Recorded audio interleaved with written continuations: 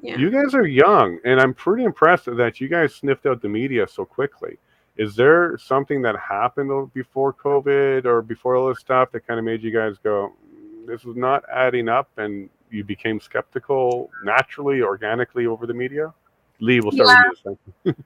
Yeah, I had a long time ago something with a family member, which that was my initial thing. It was about a month long where a relative was just basically being scrutinized in the media, and then after a month it came out that it was totally false, and then the whole narrative completely switched. So I remember thinking like that was weird. I was watching them clip interviews so that the individual would say something, but then they clip it to just one part to make it sound like they were talking about something else, but they were actually not saying that, and just clipping everything to make it look bad. And I could see how this was affecting that individual, and I thought that's awful. And then as soon as the narrative flipped, there had been one press conference and it flipped, and then everyone was pro my relative and then against the other individual, like the group basically. And I just remember thinking, they're just doing it for the headlines. And then 2016 is really when I just started seeing all these articles coming out, during the elections with Trump and Hillary. And I just started saying, okay, instead of listening to a headline, I'm going to listen to a full speech by any of the politicians, like not just Hillary and Trump, but all these different individuals. I want to hear their full opinions out of their mouths. And what I was noticing was it was never the way that it was never represented properly. And then I just kind of went down a rabbit hole of trying to learn as much as possible about this sort of stuff and hear different sides. Like, let's say at one point in time I was against guns and like I was for gun control and stuff. And I would try to find the argument for it and the argument against it. Because I was like, I don't really have a reason to have this view. I just fundamentally I think it's probably wrong to everyone has access to guns and stuff. And I found they would always show someone who was just not very intelligent for the pro-gun side. And I was like, that's not very honest. That's kind of Mhm. dishonest. So I kept digging. And then I found someone who actually had a good argument. They said, well, it's, to protect your family against like a tyrannical government, things like this. And I was thinking, oh, actually, that makes a lot of sense. I don't think that's ever going to happen. I don't agree with you, but I get your position. And now that all this has happened, I go, actually, yes, okay.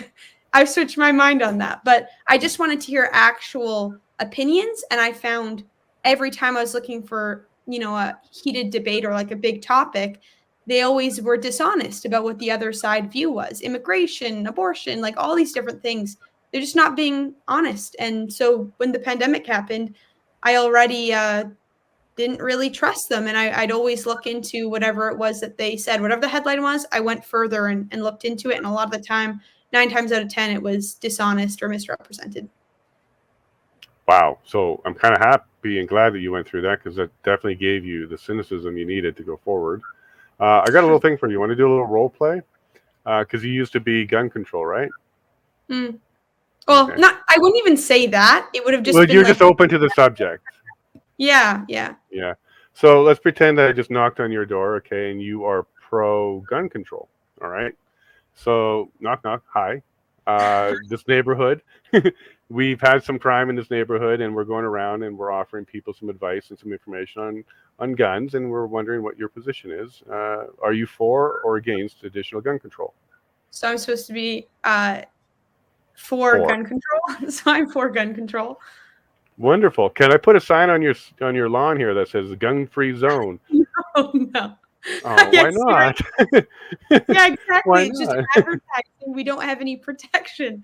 That's even That's just a right. perfect argument right there. Like framing it that way. Do you want to advertise that you're against guns? Who's going to want to do that? It's Sure. your target at that point, right? It becomes real very quickly on why people necessarily own guns, maybe want to have it in the neighborhood. You don't necessarily have to own one, but the deterrent is the factor here. And if you're going to disarm your criminal with a deterrent, you then become very unsafe.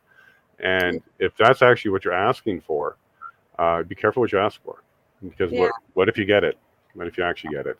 And two, Um, most of the criminals who, do use guns in a way that you would not want them to be using guns, they didn't get it in an honest way. And it's like if you take away guns from good law-abiding citizens, The people who are going to have them are the criminals, and then there's not going to be anyone there to defend you when you're up against a criminal. It doesn't.